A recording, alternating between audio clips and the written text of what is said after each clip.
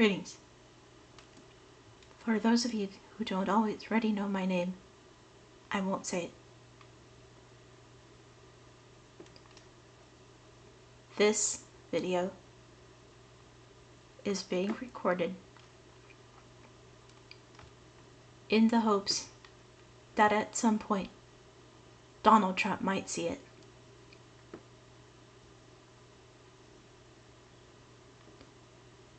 I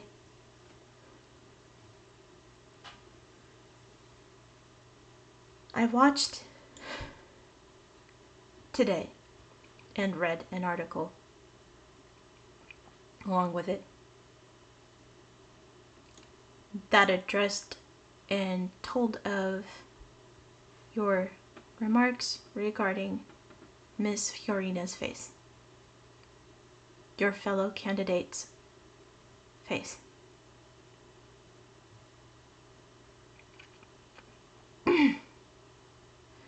Mr. Trump, what I heard in your remarks is what I'm sure a lot of the women in the audience heard in your remarks. I can tell from reading many of your quotations that you can be very blunt and plain spoken.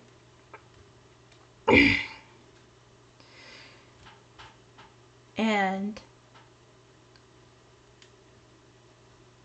that can be, in certain circumstances, a good thing. However, your remarks to and about Mrs. Fiorina's face were not only uncalled for, they were foolish.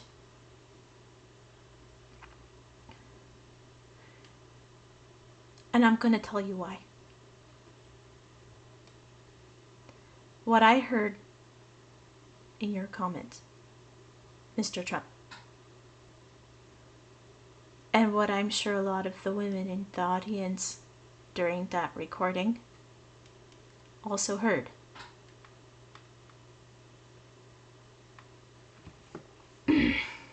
and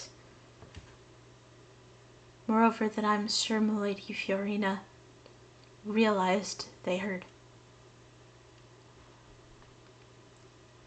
was, who could vote for this woman? Who could, how could anybody vote for that face? Because after all, even in this day and age,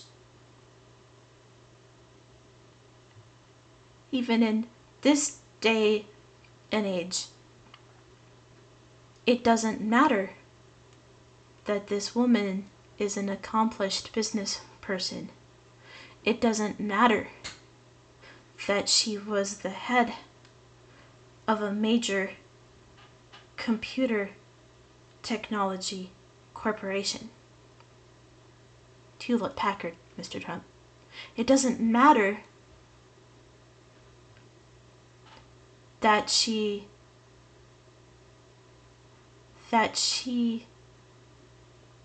has already been successful enough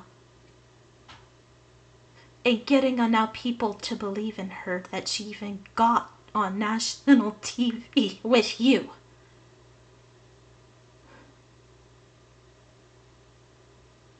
To even have a talk with you at all. That all those accomplishments, financial and social,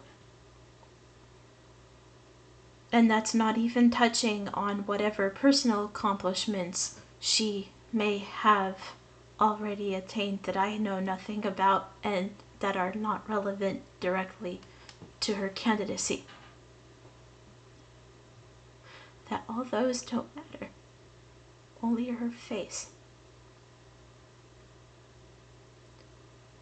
Only that even someone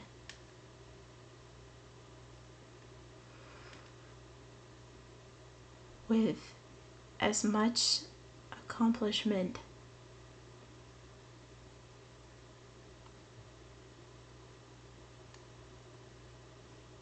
as she has in any outer measure,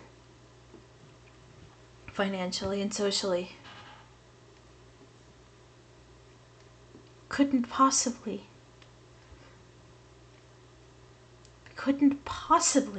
be a worthy candidate, because all that matters is how she looks. Mr. Trump, if you were shown by someone else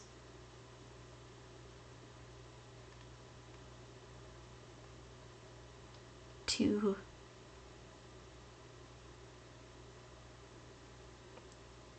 regard women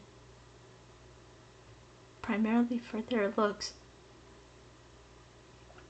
in a more direct way than even Hollywood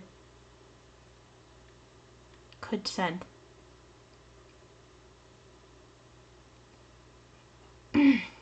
Via modeling. If any body in your reality taught you through their modeling or words that a woman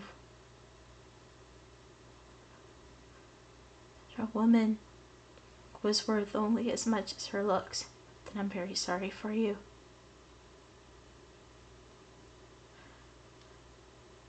But I want to share with you a little bit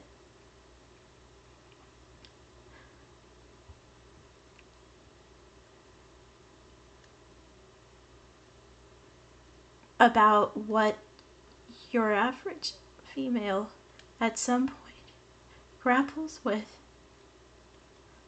socially. And I want to tell you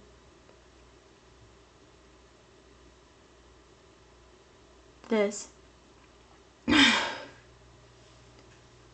as someone who is physically female and emotionally far more than has body. That's HES, her and his in one. That to your average female at some point in her life, her whole body becomes of as much emotional and social importance as to you men, your the size of your certain parts and the size of your muscles is to you.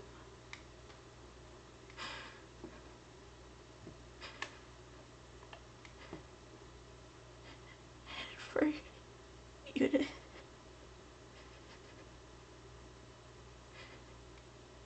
when you said that on national television, you weren't just talking about Mrs. Fiorina. You were suggesting that no woman who looked wrong could possibly make it as president, no matter how accomplished she was in other areas. You said that on national television. And that's what the women in the audience at least some of them probably heard you say. Implicitly, even if you didn't say it word for word. Those are the implications they very likely heard you say. For you to have said that was not only insensitive, but it was foolish.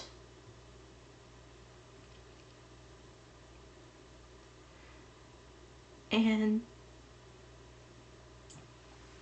you owe not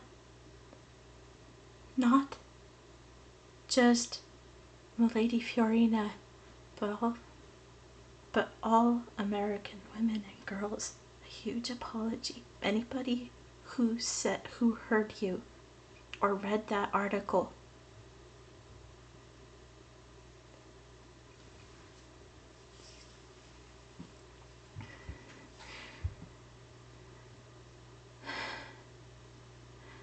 because what you said was that to you as a candidate for the presidency,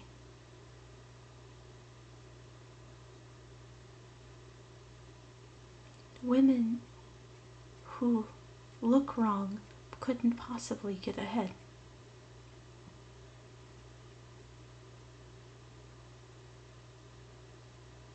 That no qualification for a woman could possibly be more important than her face. And I want to tell you that very, very likely rubbed a lot of women in the audience the wrong way.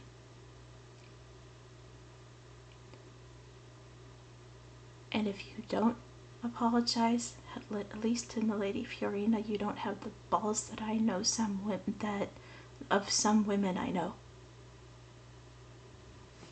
Blessings.